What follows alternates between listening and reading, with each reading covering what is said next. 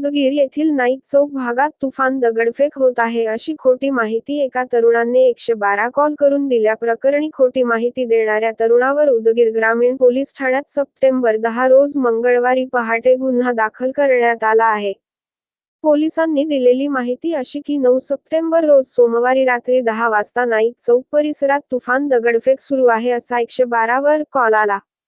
तातडीने पोलिसांनी घटनास्थळी धाव घेत नाईक चौक परिसर पूर्णपणे पिंजून काढला पण कुठेही असा प्रकार घडला नसल्याचे निदर्शनास आले.